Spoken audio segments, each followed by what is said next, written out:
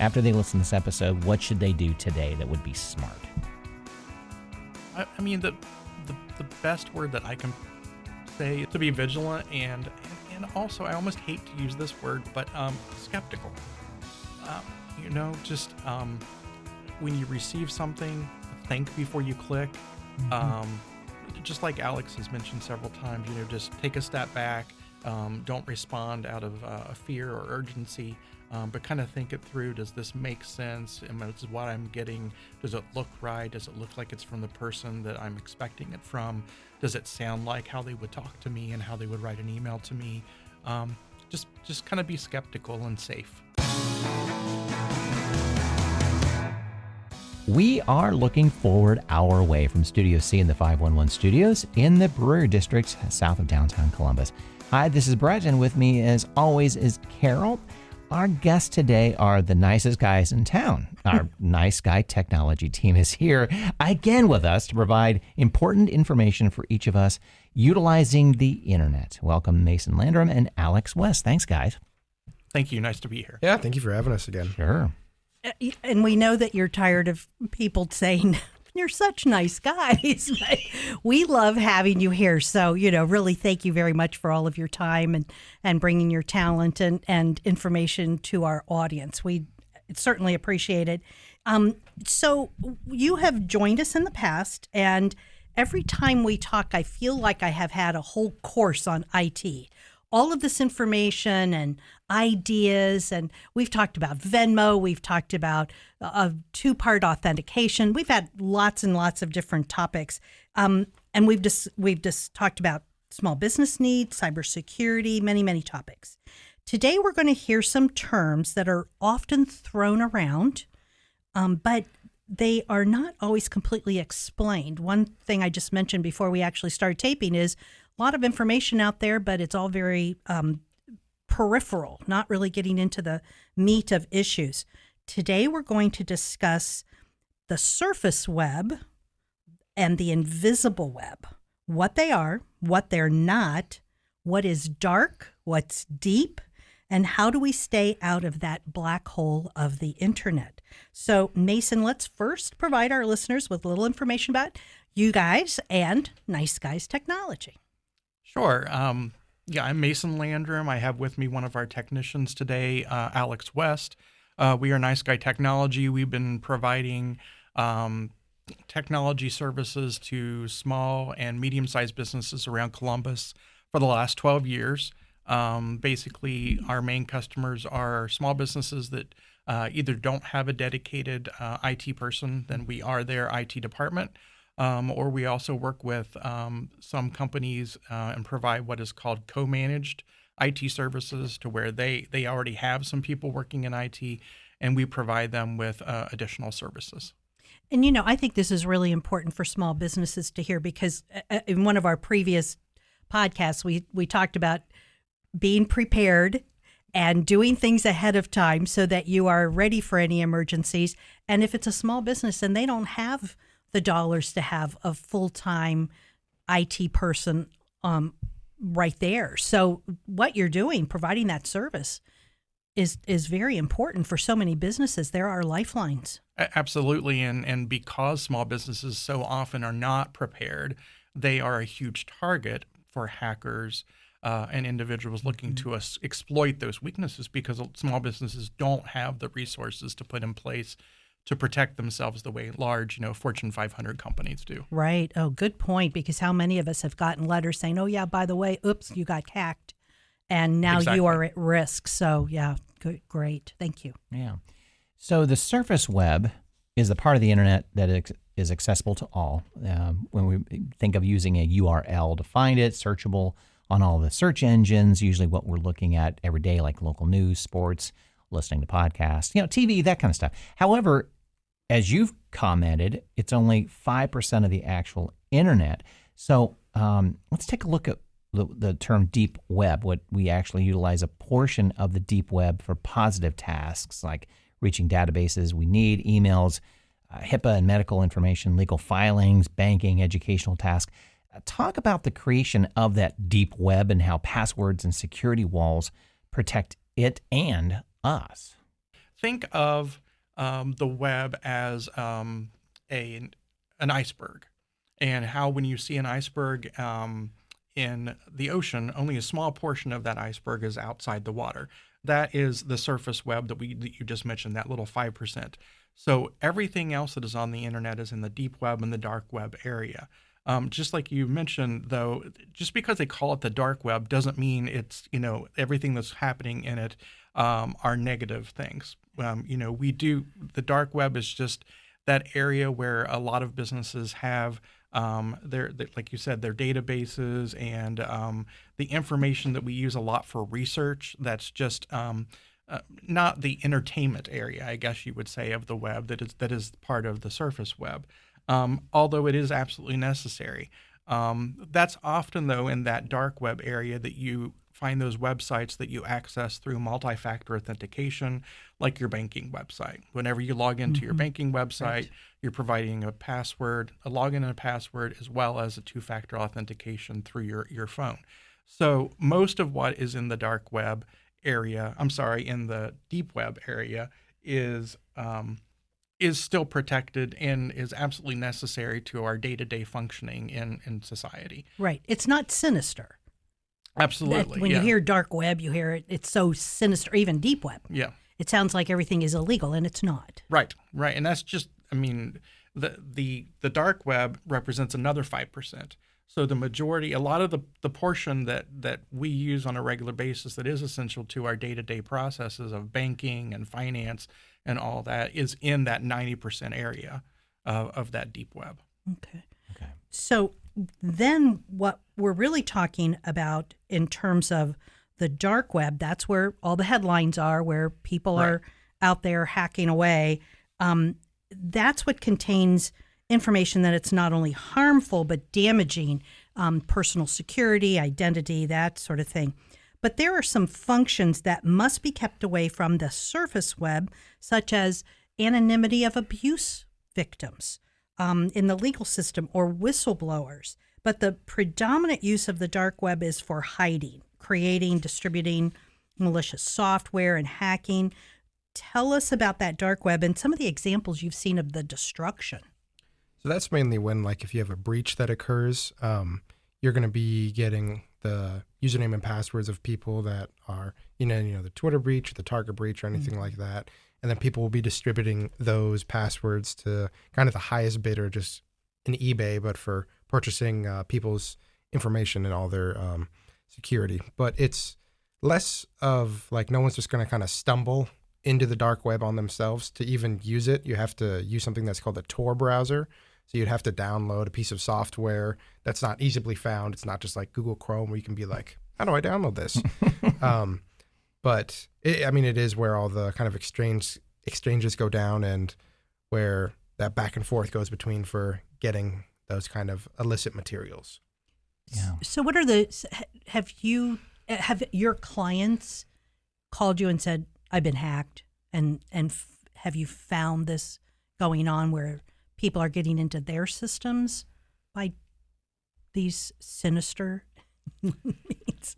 Luckily, the worst that we have had happen is an email has been hacked. Right. Someone discovered a password, was able to get into a client's email.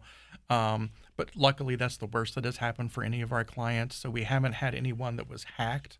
Obviously, any business that uses services out there for payroll, maybe HubSpot, services like Dropbox and OneDrive, any of those services, you're using an online service. You have passwords and logins associated with those. Almost every one of those that I just mentioned has had a breach.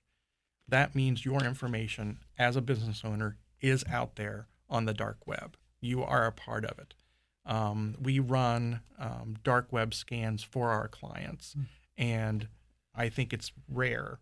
It's usually a very, very small, tiny company that maybe only has 4 or 5 people that we've ever found information not to be on the dark web. Otherwise, it is out there because you've been a part of a service breach. And that's the biggest reason to have that two-factor authentication, because if your password or information is leaked, as long as you have that, they still can't access your account because you would need that token that's being generated or being sent to your phone that they don't have, and that will gain access to that account. Let's go back to the one program that you mentioned. Is it not Dropbox? OneDrive. OneDrive. OneDrive, which is made by Microsoft. one of the.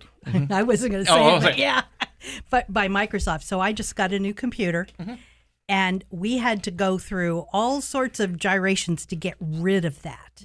They are bound and determined for you to use it, and I didn't want it, and it complicates what I keep on my computer. It complicates my McAfee security. It does all kind of stuff. So the person who helped me get my computer up and going had to do all kinds of steps to get rid of that. So here you have Microsoft, a new, computer, Windows-based computer, and you can't get rid of a program that could lead to lots of problems for you.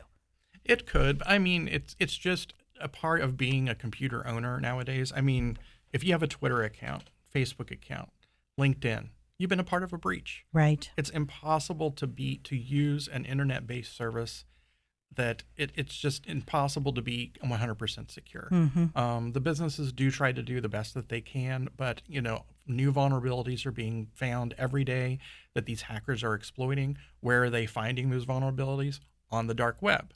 And then they can actually purchase those vulnerabilities, software that allows them to use those vulnerabilities then to attack businesses and these databases that are out there. Right. Now, obviously, some businesses haven't done their best due diligence, and there have been found databases that are out there on the web containing very personal information about clients that weren't even password protected. So it does happen. I mean, accidents do occur, or they haven't done their due diligence to keep that information protected. But sometimes it's just, if you have a computer connected to the internet, it's impossible to be 100% secure. Wow. So as we discuss all the destruction that can occur to an individual when they're caught in the wrong place on the internet, there are also situations that we all encounter every day, someone trying to hack our accounts, as we just talked about. Can you talk about the differences between smishing, which is text or message apps, phishing, phishing, emails and links, and vishing, with a V, for voicemails or voice calls?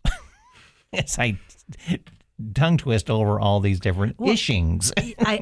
Yeah. Wow. I know. You can always tell when I start doing all this research for these questions. Yeah. And then I give the hard ones to Brett. And I practiced, and I still did. I figured I better spell and emphasize what I'm saying. But Alex, what are all these going on? Yeah, what is this stuff? So it's just different attempts of trying to get you to kind of compromise yourself. Okay. So like with smishing, it's just typically someone like trying to pretend to be someone that you know, or be like, oh, we've got this great offer at Target. If you click on this link, you'll get 100% free items all the time. And it's just things like that of just trying to social engineer your way around someone and get into their kind of like, I guess, fear aspect of, or kind of distrust of being like, is this something I should be doing? It's almost like a too good of a deal to seem like it's real. So just with stuff like that, especially if it's someone claiming to be someone that you know, just reach out to them of how you normally communicate with them. Don't, respond back, give them a call with their personal number, or, if it's someone that you're close to, go in person and talk to them and be like, hey, did you just try and offer me $10,000 in gift cards? No, I didn't. Well, and it's funny that we hear these stories, just like you said, of an offer too good to be true, but it seems to work because it keeps going on and on. And I'm not pretending to be the smartest guy in the room that's like, come on, can you read through it? Obviously, there are levels of different sophistication to what they do, but it just seems like, how long we have to continue to say this? If it doesn't look real, don't act on it. Well, Is Target really going to give you thousands of dollars just because they like your phone number? I think it's just freaking people out. Like, my mom had a neighbor that contacted her and be like, I think I've been hacked. But it was someone that just texted them saying like, we have illicit photos of you, in which there were no photos even. And she's like, I've never even taken photos. So it's like, that's probably not real. Yeah. So it's just having someone take a beat and just really act proactively and not reactively to the situation. Just be like, let's take a moment, figure out what's actually going on, and then process through the situation. All right. When you're looking at your email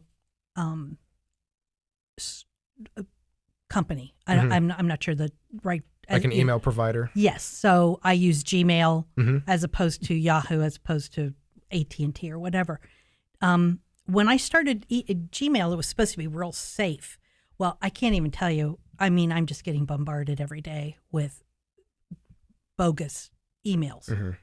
Is there a provider that's better than the others, or does it really make any difference? To a point, I'd say like the big ones, like, you know, having one through Apple, Gmail, or Microsoft would be your best bet. I mean, we run into clients that have the weirdest email provider that we've heard of and just be like, this can't be real. And then A cousin of mine is still using Juno. And it's working. You know, they've been using it for 10 years. But oh, this one's like way back. yeah, so it's more on the business side, or if you really want to pay for it, you can have, you know, like spam protection and things you're paying a monthly cost for that's going through and filtering through emails, seeing the domain that it's coming from, the content that's in the email, and just checking it through a database of, is this a spam email or is this a legitimate email?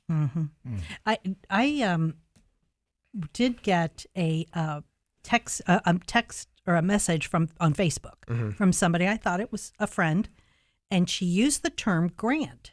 Oh, I know of a place you could get some grants, because I was writing grants for the agency. So and from somebody who I thought would know that. And so we went back and forth a couple of times, but as soon as she sent me a link that looked a little weird, I backed out and ignored it, and it just went away, and it was her Facebook page had been hacked. I get a lot of emails from people I know, supposedly their name is there, weird email addresses, and it's, oh, I have some pictures for you. And a couple might be people that I would expect to send me pictures, all the others would not be. They have checked their emails. They have done everything they can to fix their email system, but their names keep coming up. That's kind of like that spoofing aspect for phishing. So like you can, the best thing for businesses to do is like, that's kind of what happened with our situation that happened, is that someone purchased a domain that was one letter off of what their actual domain is. So unless you're looking really carefully, you're not going to notice that it's the incorrect domain.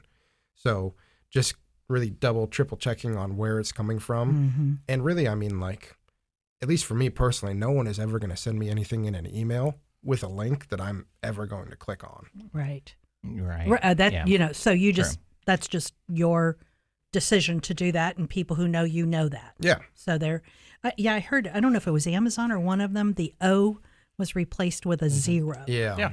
Oh, And so it was almost impossible to see that it was a bad email. So does it do any good to unsubscribe, or to, you know, it does show up as, okay,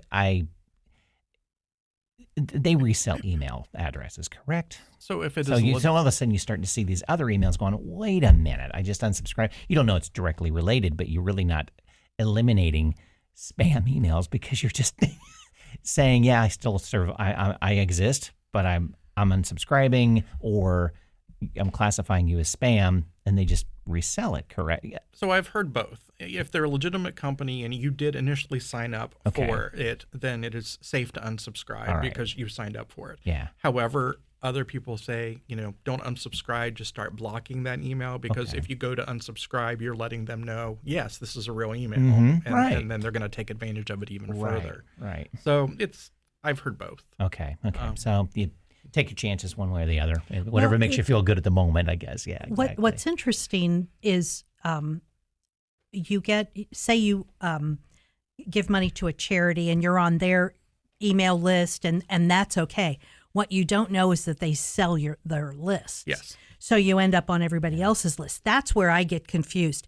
If it's somebody that I know specifically I signed up for that I'm not interested in for whatever reason, or inundated with email, I'll unsubscribe. But it's all the other 6 or 7 or 8 charities that all looks legitimate. The addresses look legitimate, but I'm a little leery about unsubscribing. I do usually go ahead and unsubscribe if If that just lets them know that that email is for real, then I go to the blocking standpoint of just blocking all email from that is coming from that particular sender, and then that will resolve the issue. So too. actually, maybe doing both. Even if you do unsubscribe, block them anyway. You could block them. Yeah. Yeah. Okay. Yeah. That's a good point. I want to ask, I know we touched about, the sinisterness of the dark web, and I'm looking through what we want to cover here, and it's not, what I want to ask is not really covered, so I'm going to do an ad lib here, is really describing what's going on in that sinister dark, because I was part of a presentation you guys did for a local chamber on the dark web, and it was really eye-opening and scary that this stuff's going on, and it's not just what we were talking about. I'm going to kind of tee you up here on this, that, selling names and email addresses and passwords. We're talking about, if I remember correctly, selling military grade arms. It's just in human trafficking. I mean, it's nasty stuff. Yeah, basically anything it is, and luckily again, it's a very small portion of the web, but if you get there, pretty much anything that can be bought and sold is there. Everything like what we talked about with identity theft, but yes, absolutely, rocket launchers. Obviously fake documents. You can hire a hitman. Yeah. When he said here, hire a hitman, I think everybody in the room went, no way. Absolutely. Hire a hitman. Aren't you glad that our skills are different and we need each other on this? Yeah, exactly. Oh my gosh. You can purchase poisonous substances, ricin, explosives, uranium, just anything that you can possibly think of, or even what you can't think of. If it can be bought or sold, it is on there. And yes, child pornography and prostitution, and I mean blueprints. I mean, you could see that being beneficial to some individuals planning something, wanting blueprints to a government building or something like that. Counterfeit money, anything you can possibly think of. Unfortunately, it's out there. Yeah, I just wanted to spotlight that. I just think it's fascinating, but yet scary, but yet depressing. But at the same time, thank goodness that we know it's there, I guess. Well, and it's not only that, because you don't want it hidden. It's hidden per se, but we do know it's there. It is, and it's so interesting how it's presented, because if you go to one of these sites that is selling possibly weapons or whatever, it looks like you're on an eBay page. I mean, it looks exactly like what we're used to using in that surface web, but it's a electronic shopping mall for things like this, for all of these things that you would never think of buying or selling on a daily basis. Yeah. Amazing. One thing that I wanted to go back and touch on, if possible, that I think is the scariest of the ones that we mentioned, between the phishing, and vishing. Okay, thank you. I'm not the only it's one. It's not just you. I left it for you guys. Yeah. I listen to you. The one that worries me the most now is the vishing, and that's because of artificial intelligence, the advancement of artificial intelligence. So what people can do is find videos out there that people have made, sample the voice that's on those videos, and then use artificial intelligence to create fake phone calls and stuff. So, you could imagine a grandma getting a call from what sounds like their grandchild asking for money, and it's very realistic. It sounds just like that person's voice, but is completely fake. And the sole purpose is to try to get information or money out of an individual. And that one probably just scares me the most, because, you can look at an email and have doubts about it. You can see a text message and have doubts about it. But when you hear that person's voice, and maybe even the real concern in the voice and the seriousness of it, your emotions start coming in. And it's very easy for you to say yes and believe that is real. Again, just like Alex said, reach out some other way to that individual and say, hey, are you really in trouble? Do you really need money? It could be legitimate, but just warning you that this is happening. Yeah. We had a discussion with someone on scams against seniors, and that topic came up. And if I remember correctly, a couple of things they said: if you have an older relative and you're afraid that something like that could happen, because they're vulnerable to not let their phone take voicemail messages, Yes. and also Yes. get caller ID and train them to not pick up the phone unless they can identify who it is. Mhm. So that Which, thank goodness, there are some simple answers. and also Solutions, I right. should say, to help you out at least. Yeah. and the family have a password, a word that they would recognize, so that if you get a phone call and you say, now, what's the family word, and they can't give it to you, then That's a that's great idea. I remember doing that with my son when we were when he was little, to say, if we ever send somebody else to pick you up from anywhere, this is the code word. If they don't know the code word, you don't go with them. Right. Yeah. Yeah. And that's Yeah, an so- excellent way to do that. Yeah, so and it's not just for older adults. Good point. It could be for children too, because they're all on phones now. But to make sure that they are, I think one of the stories that I mentioned in that other podcast, an older adult friend of mine is very hard of hearing, and I called her. She didn't know it was me on the other end because she couldn't hear me, and then proceeded to give her whole life story to somebody who could have been a stranger, who could have been looking for information. It was me, luckily, so she was safe. But yeah, it was. I was like in shock when she's talking about all of this on the phone with somebody and she didn't know who it was. Absolutely. Yeah. So I think we're good. Any other points that you want to make about that? Okay, cool. All right. So one of the things, though, that we mentioned just now, and we always ask you to talk about, is how do people get prepared before a disaster happens? Yes, being proactive is better, but it's not always easy, and it's not intuitive for those of us who are not in an IT world. But so what steps should we take now to prevent those issues from happening later, so we prevent being hacked? Any other tips like what we just talked about with the vishing? Sure, absolutely. I already said that chances are probably 90% or better that your information is already out there on the dark web, which means usernames and passwords of yours have already been compromised.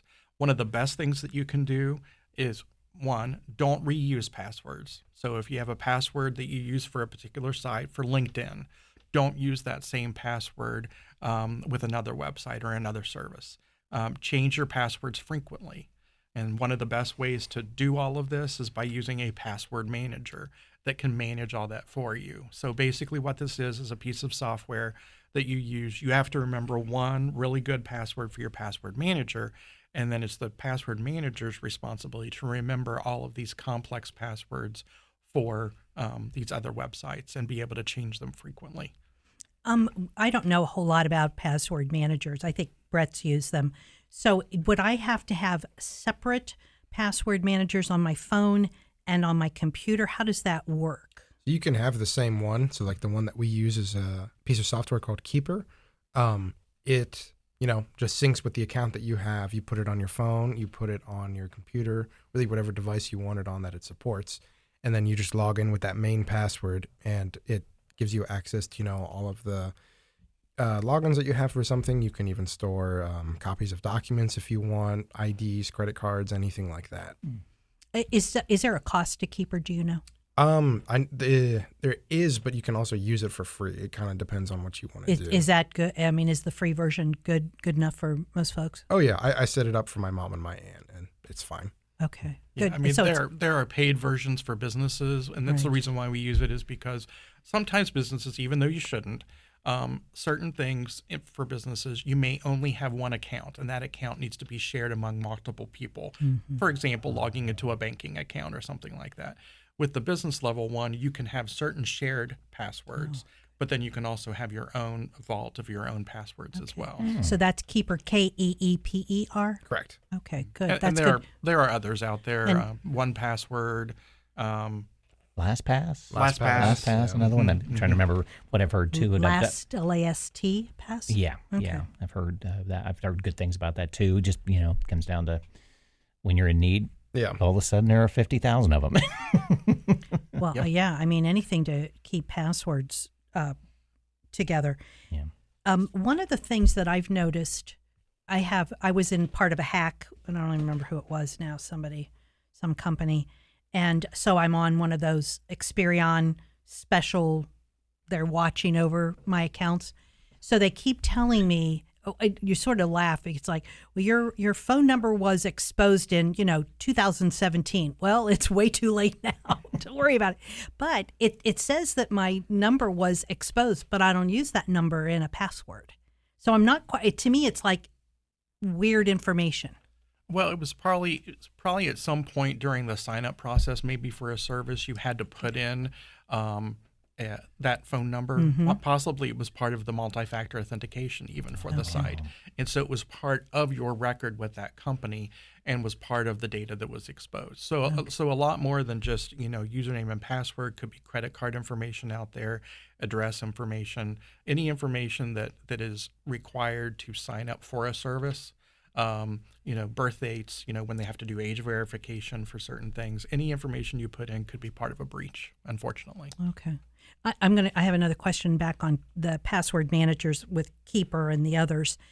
Do they create the passwords, or are you feeding in the passwords that you already have with different accounts? You can choose. With Keeper, there's like a little dice icon. So you can click on it, and just randomizes the password, and you can keep changing it. I personally still make my own, just in the off chance that I can't get into it. There's a chance I'll remember it instead of, 25 random characters. And what I try and do is just do a passphrase, or so let's say I'm making a password for PayPal. I'll take 3 letters out of that word and then come up with 3 random words and then, throw in random characters and everything in there. And that's my password for that site. Right. That's a good Yes, way of doing it. I think I mentioned to you guys we had a wonderful, wonderful computer volunteer for our agency, and he was the best I'd ever seen at coming up with coming up with an acronym of a sentence. He would come up with a sentence about a particular item, and then you'd create the acronym off of that. He was wonderful at that, and I was in awe. I guess you could look at it as just have fun. Yeah. Just take some time, and because you're always going to have to worry about this, and it has to be done. So why not be creative? Yep, and And just play with absolutely. it. That's true. And throw in special characters, hash sign, question mark, exclamation point, @ sign. Most websites can handle those. Yeah. Why is that so tricky? Why is the special signs such a thing to use? Because most people tend to use words. Okay. So okay. by throwing, even using the @ symbol in place of the letter A, or a 5 instead of an S, Yeah. it looks the same, but it just throws it off, Yeah. so you're not just guessing random words out of the dictionary. I'm surprised it's still a thing. I figured by now the evil ones have figured out that, okay, most people are changing certain things and they've got to figure out what their algorithm, how to break in. But yeah, I'm glad it's not. That's a good thing, Yeah. It is really interesting. I can't remember the name of the website, but there is a website out there that you can go to that you can type in the password you want to use, and it will generate for you how long it should take for for that password to get cracked or to get That's hacked. nice. And so it's interesting. So you can try different letters or different symbols or lengths of the password, so you can really get a secure one. That's cool. But I can't remember what the name of the. Yeah. I remember seeing that. We can sometime. find it and put it in the Cool. Yeah. the links. That's Great, fun. Yeah. great, And yeah. if nothing else, look at it as just something fun to do, I guess. I mean, if you got to do it, just make them have some fun with it. Yeah. Well, changing one thing could go from where it takes 10 steps to figure out your password to 1,000,000 steps. So Yeah, simple as that. That's true. Well, it seems that our older adults are even more vulnerable to cyber attacks. As they didn't grow up with the technology, they may not be aware of all the issues at stake. Can you give our listeners who may be older tech users or their family members and friends some guidance on what to look for and how to be prepared to fight off a cyber attack, beyond a little of the advice we've had so far, but maybe there are a bit more specific things to do? I mean, the biggest thing is just making sure that what it looks like you're getting is a legitimate text or email or anything from someone that you trust. If it seems off at all, like, misspellings of someone who wouldn't, or just a weird way to phrase a sentence, I mean, then just, really think about it. Just try not to react. Just really just be calm about it. If you don't respond to someone within 5 minutes, it's not going to be the end of the world. Just figure out what's going on, react calmly to it and just reach out to a person through a trusted method that you already know. Watch for typos, things yeah. like that. Yeah. I think I've noticed too that I'll see a spam text come through, but no response to it. They'll never text again. Well, and if You know, people so are, it's they figure. I'm assuming they figure it's the bot thinks it's a dead number, so they're not gonna try it again. if people are confident enough, they won't even like send you anything initially. They'll just send something random like, "Hey, what are you doing tonight?" Or like, "Oh, can you watch my dog on Saturday?" And then waiting for someone to respond and be like, "Oh, sorry, I thought this was this person. Here's a gift card." Yeah. Why don't I get those freebies? I get photos. You guys get gift cards. I don't understand. I don't even send out photos. Why would anybody think I'd want them? Yeah, right. Oh my gosh. So we are for our audience. You know, we always put our show notes together and resources, and we want to make sure that if you're having some difficulty, have questions about hacking, about the dark web, that you can find the resources you need. Do either of you have some resources you want to tell our audience, locally or nationally, that can assist tech users, resources for small businesses or individuals? Sure. One of the best ones that we have found is the National Cybersecurity Alliance. Tons of resources out there. There are videos that you can watch about cybersecurity and how to protect yourself, webinars that you can attend for both you, your children, so your older members of your household. You can request a speaker to come if you're a part of, some type of a group that meets on a regular basis. You can request a speaker from the National Cybersecurity Alliance to come in and speak. There's just tons of resources out there.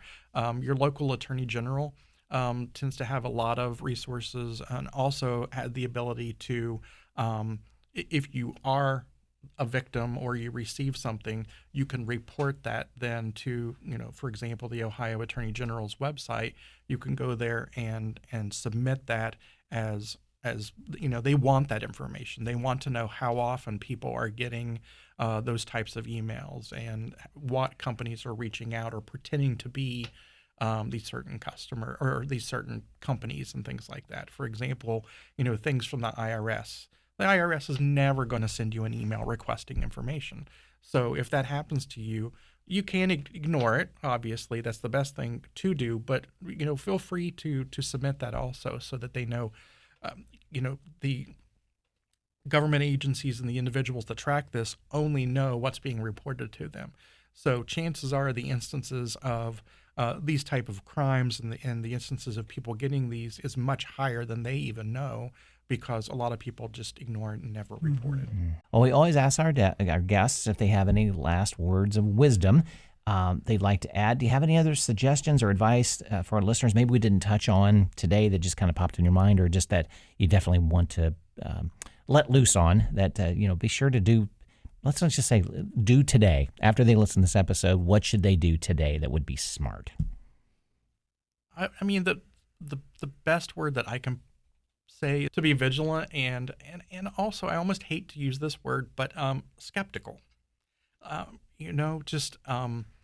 When you receive something, think before you click. Just like Alex has mentioned several times, just take a step back. Don't respond out of a fear or urgency, but kind of think it through. Does this make sense? Is what I'm getting, does it look right? Does it look like it's from the person that I'm expecting it from? Does it sound like how they would talk to me and how they would write an email to me? Just kind of be skeptical and safe. Right. And typically in most of these situations, like he was saying, just really look for if it's anything urgent or like, this needs to be done in 10 minutes or your account will be deleted. And no company's ever going to send you that. So if it's something that's really claiming that the worst thing that could possibly happen is going to happen, probably don't believe it. Good advice. Very good advice, especially when individuals get a phone call from their granddaughter and then they suddenly realize they don't have a granddaughter. It just, you want to think twice before you just click, right? So good. Thank you so much. I want to thank our Nice Guy technology experts, Mason Landrum and Alex West for joining us today. Listeners, thank you for joining us. And do not forget to check our show notes on the website for contact information for the Nice Guy team, as well as the resources that we've talked about today. You can find all of this information on our website at lookingforwardourway.com. We're looking forward to hearing your feedback on this and any of our podcast episodes.